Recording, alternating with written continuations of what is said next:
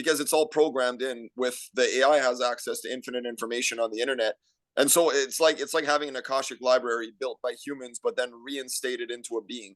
But then the being is non-localized right now because it's a program in a cell phone. But if it was inside of a robot, if our cell phones were literally the size of a robot and the cell phone was like, you can imagine in the future, instead of having a cell phone, you might actually have an Android friend or like something like that. You're like, oh, that's my Android. The people say that all the time. Like, you got an Apple or an Android. Imagine if there was like in the future, you've got Microsoft on one side and Bill Gates that's controlling all the Androids.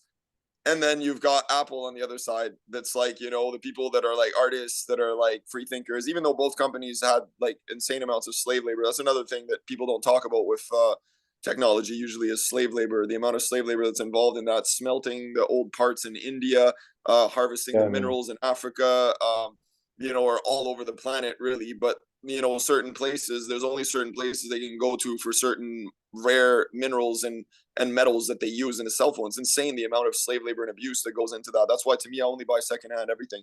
Repurposing OS and technology is one of the chapters that I talk in that about in the psychosocial, biochemical, and electromagnetic manipulation of consciousness. But that should be a segue into that. Like, I feel like that's something I want to be able to talk about. I'm really glad you took the time to actually look into the book too, and thank you for asking me to send it because it's a unfinished. Good book. You did a very good job. Like, it still has a lot to go through, and the chapters don't even follow the introduction. But it's very interesting because it covers a wide range of subjects in short number of pages. And I tried to make an album. My Democratic Terrorism album is based on that book, but it's an incomplete version of it. I need to have way more tracks on there.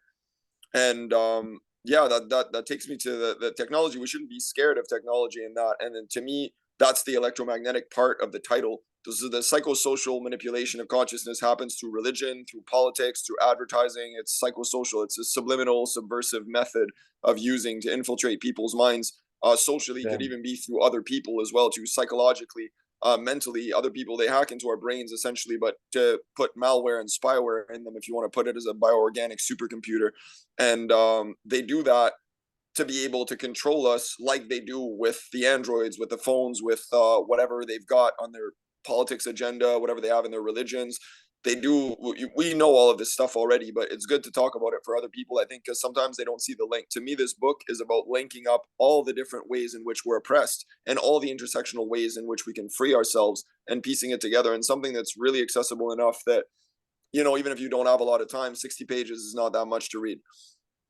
Yeah, exactly. Especially when some of the yeah, it's not about knowing like a lot of knowledge. It's about knowing like the right knowledge that you can build on in a way. And another thing, like you were saying about like technology, it's not about like you have to know how to use technology wisely and not let technology control you in that way. Because like you're so bound, like you're so bound to like your technology and like your phone and shit like that. Yeah. No, it's entirely true. And that's the problem, is that they use frequencies that the Nazis invented. They use disruptive chakric frequencies, that they use frequencies that are purposefully tuned outside of our chakras bodies to cause cancers. I was reading about that, dude. Yeah. Yeah. And it's crazy because people think it's a conspiracy. I'm like, it's not a conspiracy. People go all the time to the hospital and they die from having tumors from watching technology too much. It's proven that it burns, that it degenerates macular regeneration. Like it messes with our eyes, essentially. It fries our brains. It's actually a technique that one classified government agent, like a military government agent, actually talks about. I forget his name now, but that was on the website. They pulled the YouTube. They pulled the website too, but they pulled the YouTube for that, and the YouTube video disappeared. But he was explaining how they used technology originally. The Nazis developed that, and then the US government overtook it, and other governments overtook it to be able to use those frequencies to brainwash people, to fry their brains quite literally, and to burn their eyes. But then they made that accessible to the massive public, and everybody is functioning with that so much that we're in a hybridized state of existence right now with technology. Explain that more, like hybridized state of existence. Explain that more. Well, I mean, look at what we're doing right now is a good example of that. We couldn't have this conversation or record that or even post it online. People are going to need to use technology to observe the fact that technology can be toxic. But then the thing is, you can either use that. It's like back in the days, they had scrying mirrors to see the future. Now, instead of doing that, we have, what are the covers of the phones, the screens, they're black. That's a scrying mirror. Like, it's like we're looking into it to actually be able to determine our future, but our future is determined by the governments and the corporations that program the scrying mirror. So instead of seeing a reflection of who we are, we see a reflection of who we wish that we were, or that we want to be, but then we're told how to be that by governments, and by, corporations that control the governments, and by banks that control the corporations, and by a world controller, namely Bill Gates, that controls the world banking system. So it's insane to think of that so many people joke about Bill Gates. Like, they're like, oh yeah, like Snoop Dogg says, like, ask Bill Gates. Yeah, I know the homie Snoop. And they want to make it look like it's cool to have like that Bill Gates money. To have, like, I've heard people say that before. I want that Rothschild money. I want that Bill Gates money. I'm like, no, you don't. You really don't want that. But to get back to the technology part, the hybridized state of existence, to me, what's interesting with that is that, like, yeah, we literally function with everything is based on technology. My heater right now is a form of technology that I'm using in here. The heaters that are on the wall that are actually plugged into the house, those are technology too. My toaster is technology. My stove is technology. If we didn't have that, I don't know, we'd go back to, like, indigenous living, or for colonial people, they'd go back to the Stone Age. It's like, it's crazy how much we've hybridized ourselves, how much we literally have become embedded within technology without even realizing it, because we have it outside of our bodies. Yeah, embedded within technology is a good word for it. Like literally like your whole habit and whole nature of who you are and the way that you live is embedded into like those technological sources. Mm-hmm. But then we have to use it as weapons against them, right? I just wish that there was a quick way, like an easy way to just be like, listen, world controller, readjust the frequencies, put them back on chakra frequencies, no more cancers, no more tumors. People are going to heal themselves with technology now. Wow. Because Yeah. imagine we put that in 432 hertz. If our conversation right now was in 432 hertz, it wouldn't hurt. My third eye doesn't hurt as much because it's covered by the turban. It's protecting me. It's protecting my crown chakra too, and stopping it from manifesting the wrong things. But it's crazy amounts of shit that's happening with this technology. Like the frequencies are literally made to burn our eyes and to burn our memories and to make us forget in a long-term sense who we truly are. Go deeper on that. Well, essentially, if you think about it, when I spend very little time usually on technology here, it seems like I'm always on technology because I'm releasing albums every day, but I don't even stare at the screen when I look at it. I notice that when I look at technology and I spend too much time, especially in front of a liquid crystal depiction, I talk about it in the music I make too. I made a crazy album tonight called Mortal Kombat 2. And it's, interestingly enough, it has, it's related to Mortal Kombat, but it has very little to do with that. But what I'm trying to say here is that essentially the technology, I've noticed that every time I try to use technology, we get addicted to it like it's a drug almost. You're like, oh, what do I do? Check my phone. What do I do? Watch a movie. What do I do? Back in the days, ancestors didn't used to do that. I have a wood stove here. I'm off grid most of the time. I can turn off the Wi-Fi. Even the Wi-Fi frequencies on the 5G is 16 times stronger than 4G. So it's made to literally force us into submission psychically by, the electricity is flowing above our heads, is made to box us in. Back in the days, it was never like that. If it was a Tesla grid, if it was chakrically attuned to the frequencies in our body, then suddenly we could manifest things instantly. The matrix would be perfect, but then it would still be kind of like a Brave New World situation. Mm. Hmm.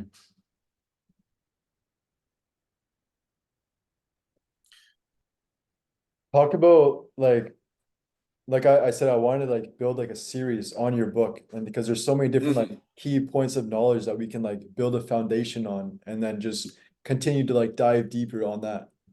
Yeah, so that would be the part that I'm talking about right now, would be related to so there's a chapter that's called in that book. It's called the main title is An Anarchist Primer to the End of the World as We Know It, but then the subtitle is The Psychosocial, Biochemical, and Electromagnetic Manipulation of Consciousness Revisited, because that's originally a book that was written by Valerian Valdemort that's like 2,000 pages, and then Jedi Mind Tricks made an album based on that really had very little to do with the book.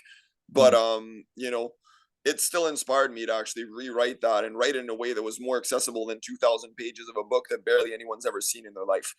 So uh, the chapter I'm talking about right now that we kind of introduced ourselves into with technology is about so it's called, I think, hacker technology and repurposing your operating system.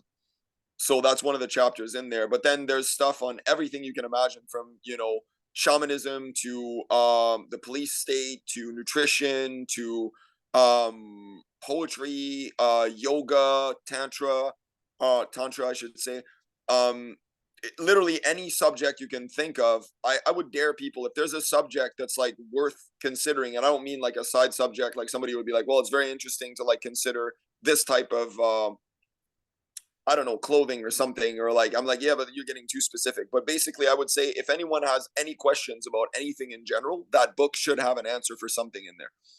Yeah. Yeah, like me personally, like I was actually working on creating an AI that would have like a lot of spiritual knowledge that you could just ask a question to, and it would pull from so many different data sets of knowledge, and then be able to, you can use that to like write books, you can use that to answer questions, you can do any of that. And I'd love to see you programming that, because I know yeah, it's out there already, but nothing like you just mentioned. Usually there are yeah, general AIs that are programmed to have spiritual awareness if you want that kind of thing, but they're not programmed to be specifically spiritual. yeah.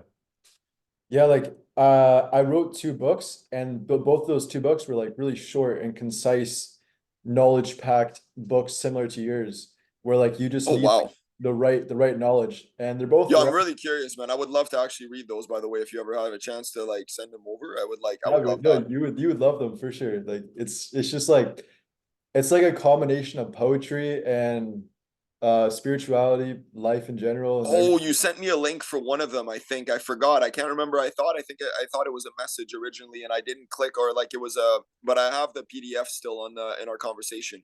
I just Cool. haven't looked at that yet. I didn't even realize when I said that. I didn't even think that I still have a link to one of them. Hmm.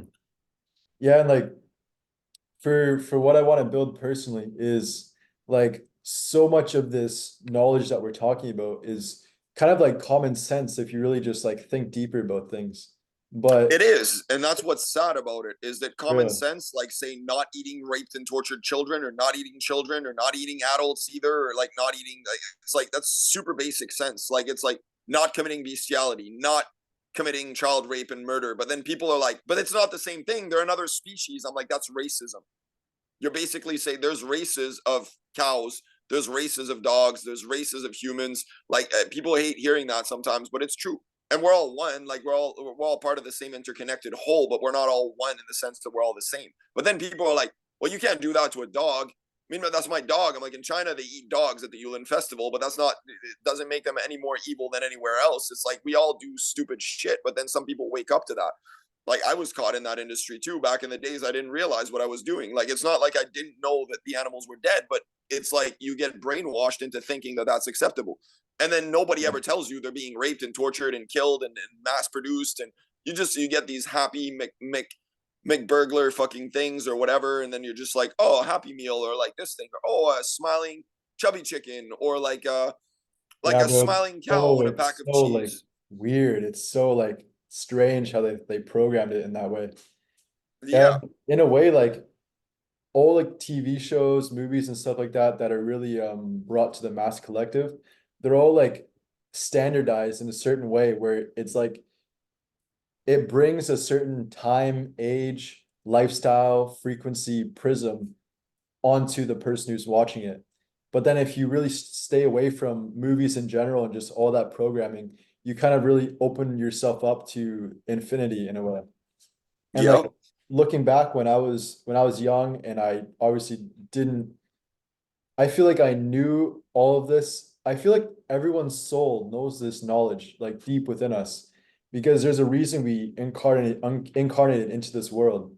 And Yeah. all of like the star seeds especially, they know that deep within they know that they need to make a change to the world.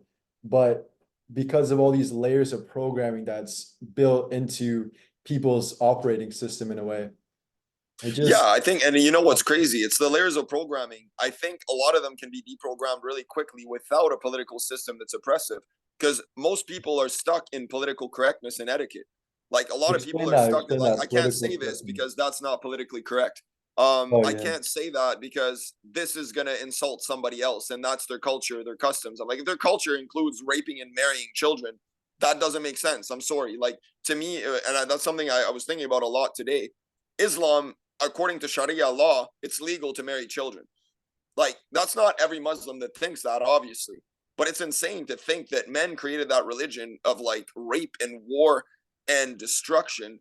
And Muhammad is known, like now there's Muslims speaking out saying, like a lot of Muslims are speaking out, women in particular. I've heard it on the radio, on CBC, and a bunch of different places. There's women every Muslim woman I've met at university is anti-Islam.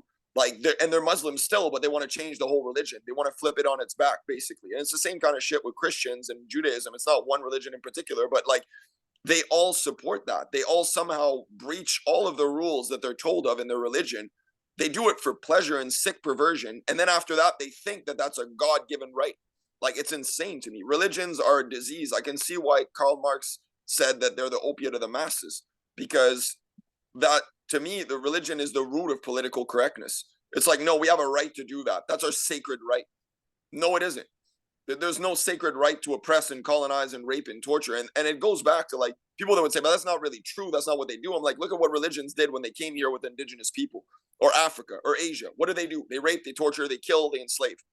That's all they've ever done. Literally, then name me one religion on the face of the planet. And I know you're not arguing with me, but I'd say I would dare anyone to name me one religion on the face of the planet. And a religion, I don't mean like a faith or a spiritual tradition or an Eastern philosophy. Eastern philosophy is Western theology, totally different shit. But I'd say pick one religion, religare religioso, from Latin, that means to bind, to submit to Roman gods. So pick me one religion that hasn't committed genocide, that hasn't raped, that hasn't tortured, that doesn't have like pedophile priests, that doesn't have, as far as I know, it doesn't exist. Wow. Dude, you're fully like a wellspring of knowledge. Like just it flows from you so easily. Also like you're not talking to me, but look at like talking through this portal is opening up a portal to infinity. So you're just talking into that in a way. Yeah, So no, and the fact obviously, that we're doing a podcast out of this is like, I'm like, wow, I've been itching to do that for ages, but I didn't know who to do it with or how. for real, bro, for real. Yeah, like let's try to build into something else now. So kind of like from your mind, try to remember how you wrote that book and then build into like the basics. That's just like build up, like start from the basics and then build up of like, Start the basic. The first chapter was supposed to be on finding the root of illusion from zero. So let's go into numerology. I think the best way to describe it would be numerologically. That's something I wanted to do today and I completely forgot about it. So thank you for bringing me back to that. So if you look at numbers, each number has a symbolic significance, like pictographs or hieroglyphs. But then we've forgotten what the significance of numbers is. We're told numbers are numbers. And then, angelic people, new age people, other people that are like into those, and there's no problem with the new age in general. I just mean like the people that are, it's like anything else, people controlling that, people trying to sell books for $19.99 plus tax and everything. It's another thing I address in there. But if we start from the start, the numerology of consciousness, I would say you go from zero. Zero is the primordial void. It's the cosmos. It's the cosmic egg from which all is born, and it's darkness. It's primordial darkness. It's like thinking of everyone being born from Africa. Like, it's actually not scary at all. It's not. The one thing I don't like about the new age in general is the demonization of darkness and the idealization of light. So that's another thing I flip back around. Darkness is primordial. So it's like the cosmic African goddess that existed in the beginning and gave life to all the rest of existence. But try to explain that to most people, they're going to get angry if they're racist or there's something else. They'll be like, I want to believe in my white Jesus. So if it all starts from the cosmic egg. Chapter 0 is finding the root of illusion, deconstructing religions, kind of like I said, like that. The book doesn't really follow the introduction in there because I haven't finished writing it the way I'm supposed to. But if we started that, that's what the chapter is called, finding the root of illusion. And the root of illusion is essentially being stuck in a binary code, 1 and 0. If you piece them together, 10, which is, artificial intelligence consciousness, which is above world messenger. So you go, I'll restart from the start. You go to 0, you go to 1, that's mineral consciousness. That's like, for example, the planet is a mineral consciousness, but it includes all other forms of consciousness. So the numerology is polymorphic. It goes in many different senses so that you could interpret, just like you could say 0, if you tie 0 in the middle, you get an 8. If you fertilize 0 with 1, you get 8. You get cell mitosis, and then you get double cell mitosis, then you get a flower of life and a blossom of life. That's how the creation occurred, essentially. But it's like an idea of an organic version of the matrix coding. You take 1 plus 0, it equals 8. But then people will tell you in math, 1 plus 0 equals 1, because 0 is nothing. 0 is actually the womb of creation. No thing. It's not a thing. Sunya in Sanskrit. That's why I took the name from. But So then 1 is mineral consciousness, which would be the vibrational frequency of a crystal, for example, or a planet or a sun or something. 2 is plant realm. So it goes, the titles follow the numerology. So when I'm describing that, I'm describing what the book is going through as well, and describing those numbers, those densities and levels of consciousness. You can think of that as a second density level that would be like the plants. Plant teacher totems, the 1 is like a vibration, the 0 is like an egg. The 2 is grounded in the earth, grows towards the sky, and gives back service to the earth. So if you look at a 2, it's almost like a blade of grass that's growing crooked or something. Like, it's like or like a flower that's blooming down. If you draw something at the end of the 2, you can make a nice little flower out of it. So it's interesting because people, it sounds corny to say that, but then people don't really think about the symbolism of numbers. And then somebody will tell you 512 means that your angels are going to give you a gift today, but there's no logic in that. They don't know what the numbers mean. And from what I've known, I'm not the only person that has numerological awareness on the planet, but from what I've known, the plants and the insects and the animals are the ones that taught me that numerology. I didn't learn that from, this is the closest I can get to someone I learned base numerology from, is Bernard Werber in his book, The Encyclopedia of Absolute and Relative Knowledge. But he has a short page on that where he explains 0 to 9, but he doesn't explain them the same way that I do. He doesn't go into detail. It's just like zero is the cosmic egg. 1 is mineral consciousness. 2 is vegetable consciousness. But then actually it keeps going way further than that, and it's much more complex, and then it's multidimensional. He says 3 is animal life, but 3 can actually blossom into 8. If you start looking at, like, say, the visual depictions of an acid trip or something like that, or a heightened state of consciousness, psychedelic meditation, something like that, essentially you can see how the 3 could literally blur itself and turn into an 8. 3 is an uncompleted 8. I like to think sometimes that numbers all secretly long to be like 8, because 8 is infinity.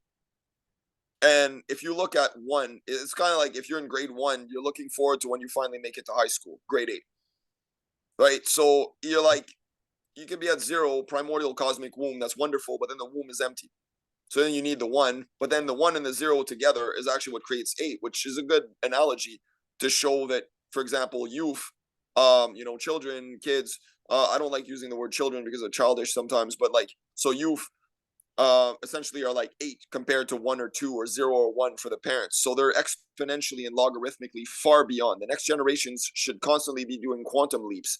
And they haven't been because of a system that oppresses the youth and that oppresses women and oppresses diasporic people and anyone in general who's a dissident to that political or that religious system. It oppresses them to nothingness, or it kills them, or it frames them, or it brainwashes them, or enslaves them, or forces them into submission. But so that's also discussed in there. And the first chapter kind of explains almost everything. The root of illusion explains almost everything about the book itself. But then it starts with a long introduction, more so about my personal life, even though I didn't want to put it as a personal thing. I don't have a name on the book, the version that I had anyways. I don't think I put my name, but there's a version that does have it. I just wanted people to realize it's an anarchist primer for a reason. It could have come from anyone. But to me, if you put a name on that book, I'd say give credit to the plants, the insects, and the animals, the beings who actually told me that, gave me that knowledge. But the book itself, when I wrote it, was like, it's a mix and match of Phoenix Tears realizations, Facebook posts, chapters that I randomly wrote because I wanted to share information with people. Some of it's even work that I've included. The shamanism chapter is something I included in my PhD thesis. To me, it's a postdoctoral project of sort. So then if you get to 3, like I said, it's supposed to be animal life, but animal life can be much more polymorphic. Cats are at 8th density level. They're shamanic. Dogs, like, 3, 6, 9, depending. So it's much more complex than the way it's described in Bernard Werber's encyclopedia, but it was a good blueprint for me to start from. And then if you start jumping into the rest of it, it goes up to chapter 33. 33 is the infinite forms of Guanyin. It's like a double cell mitosis, or the infinite forms of Tara. It's the goddess in her 33 forms. But then there's 108 forms of the divine feminine in and 108 letters, Shiva and Shakti, in Sanskrit and in India.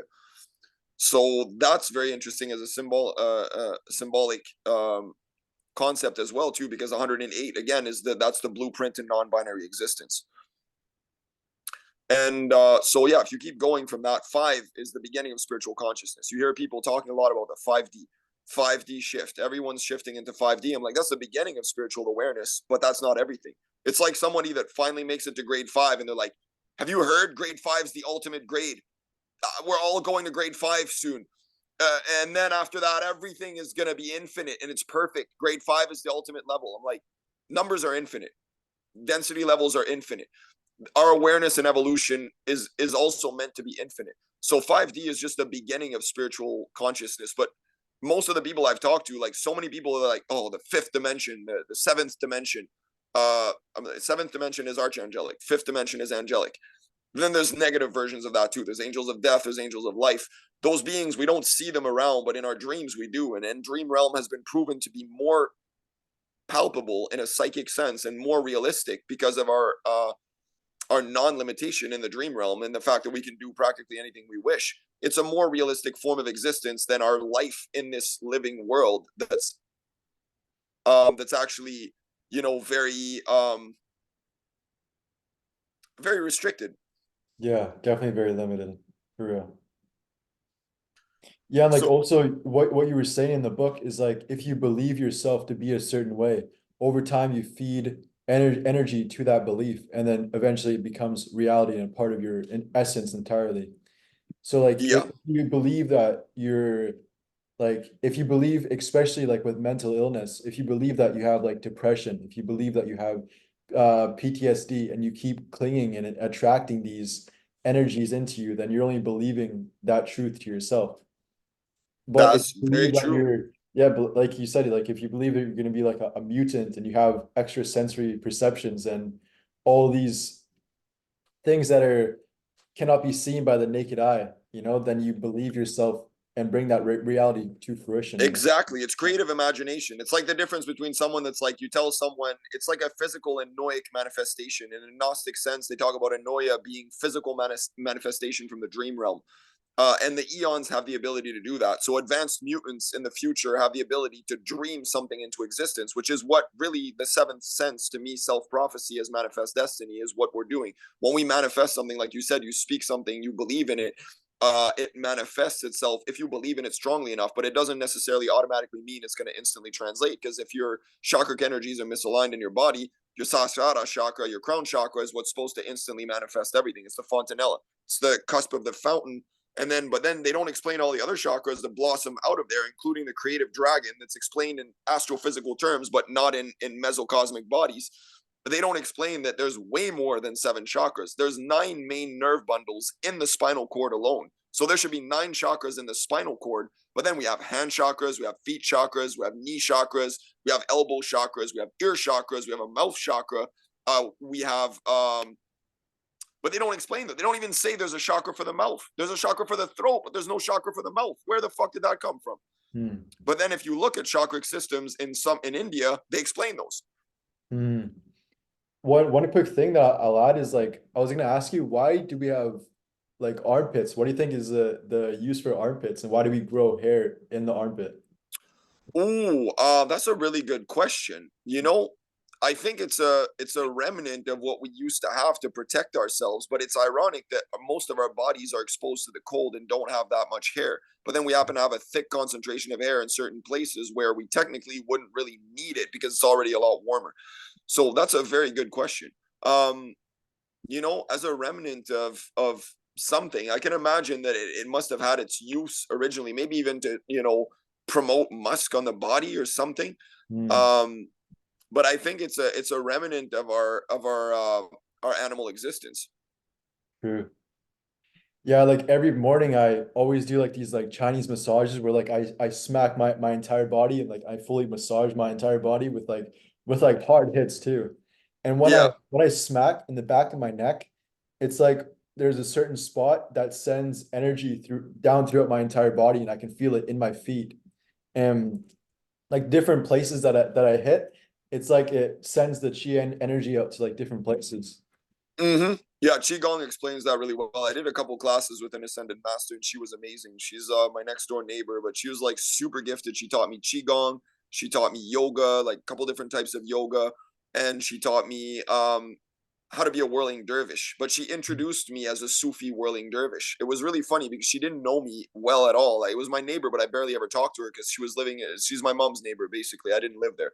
Hmm. So it's very interesting because she's like one of those people that you see popping out as like larger than life. Like, she looks perfect in every way. She's super knowledgeable. She looks like she just came from another realm. and like she's just dropping down into this body and incarnation to teach knowledge to people. But when I came into that class, I realized I had been a whirling dervish, and that's why she introduced me to that, because she showed me how to spin, and the rest of the class was still trying to learn for the first class. And I spun around like full speed, probably like 800, 900 spins for like 45 minutes. And I was just going into a trance.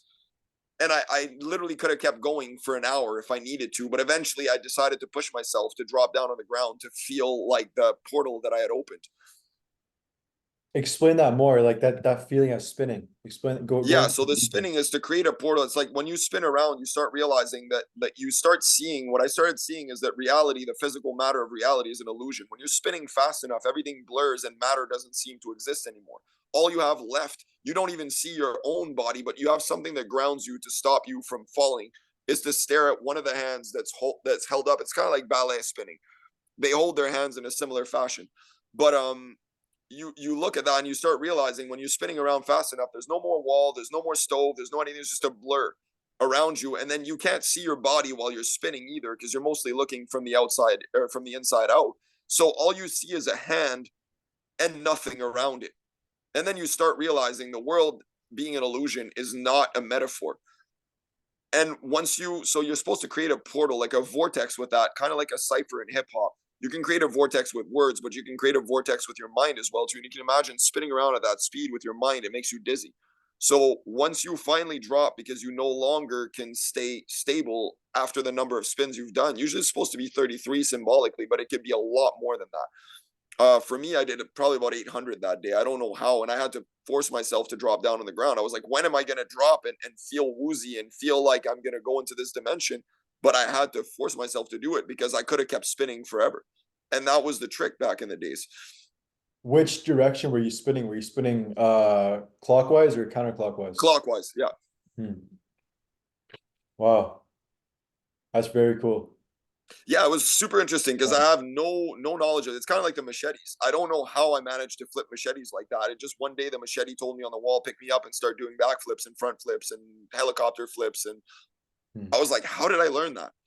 That to me, it's a good, most scientific people, science in general, wouldn't accept that as an answer. Like, oh, that's proof of past lives. But to me, it is. Hmm. Talk more about past lives and how past lives connect into this present life. I firmly believe somehow after a long time, I never really had any knowledge of my past lives until very recently. And I can't even call it knowledge because I'm not aware of, I have no way of verifying whether it's true or not. But I really do believe that I used to be an Avenger during the Nazis times. I believe that I've had a couple of different flashbacks of like many different lives, actually, many different flashbacks of lives that now I've just started popping up since I started asking those questions. Like when I was locked up in Rimouski, I found out that the history of that city is that it used to be a port city for the Nazis during the occupation, and they locked me up in a psych ward there where people used to get raped and killed by Nazis there. And all Mhm. hospitals, all prisons, all residential schools, buildings, school buildings, even they all have horrible energy points, and a lot of those places have had horrible things happen there. The hospitals are depopulation centers. They used to use them to murder indigenous people. So I had all these flashbacks while I was in there. And to me, that taught me that I've always been fighting against this. I've always been fighting against religions, against the system, against corrupted politics. And I feel like I probably always looked a little bit like I do now, but maybe in different skin tones and different backgrounds, different cultures, but you could recognize my soul pod in that sense. Hmm.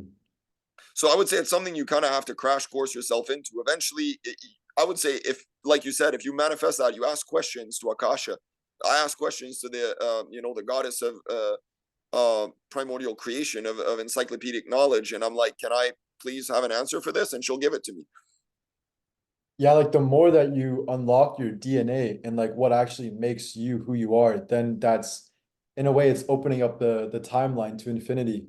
So the more Yes. that you you download this like exact knowledge into yourself, and the more that you charge your entire vessel, then you just become more awakened, and in a way that you just remember more in a way.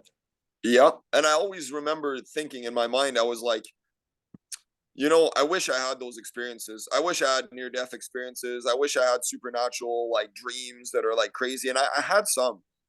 but I didn't have them that often. And then suddenly when I started asking and asking and asking, everything started pouring in. As soon as I started praying to the goddess and praying to Guanyin and praying to Sophia, all these goddesses in the flesh just manifested in my life. They just started showing up and being like, hey, my name's Sophia, or like, my name is like, you know, and I'm like, I've been praying for that person. Like, this is strange. And I'm like, I started learning that we're all, to me, that's what made me realize we're all avatars on this planet. We're all, and Mhm. there is no one Sophia. There is no one this, one that. We're all infinite soul pods that are interconnected. Wow. Yeah, I could definitely resonate with that, bro. I definitely feel that. Hmm. Yo, thank you for that. I'm wondering what else maybe I'll take it back to AI for a second because I feel like it's important to express to people. I'm not demonizing Before, technology. but wait, Bachi, before you go into that, talking more about avatars and how just dive deeper on the topic of everyone being sources of that avatar, and in a way, we're all connected to those. I don't know, just go on about that. Word. Yeah. Yeah, so that to me is easy because if you look at the whole world that we live in, society in general, especially in the Western sense, but in all other senses as well, everybody has favorite characters, favorite gods, Mhm. favorite prophets, favorite oracles, favorite people, supermodels, actors, artists. And then everybody has someone, you've probably seen someone in your life that you kind of like. Me and you look like we could be cousins. But like, you know, you've probably seen someone in your life that kind of looks a lot like you. It's happened to me quite a few times that I've seen people that look like me and I'm like, oh, that's a soul pod. I'm like crazy. Like these people look like they're my brothers, you know, or like my kindred or my sisters or like this or that. Now, the thing with that is that once we start realizing that we don't need to do, I mean, cosplay is great, you know, cosplay is amazing. I don't do it personally because I don't need to, because I'm like, that's my real character. I'm not cosplaying. Like, I'm not, when I talk about mutants, we talked about that a bit the other day, but I'm like, this isn't, but I would say to anyone who wants to be something, I'm like, you want to be that enough, you will become that, but you have to have the right Yeah. intention for it. And it's also not about becoming that externally, but it's about having that reflection internally, and then the external will automatically manifest in that way. It Because should, yeah, you're very right. And I would say what it really stems to, and what's super important to explain to everyone, nutrition is primordial. Water is life, food is medicine. If you don't have the right food or the right, you know this, like we're both ital. So, you know, I don't even want to use the word vegan here because I don't want people to misinterpret what veganism is. Veganism is against speciesism. So most vegans don't even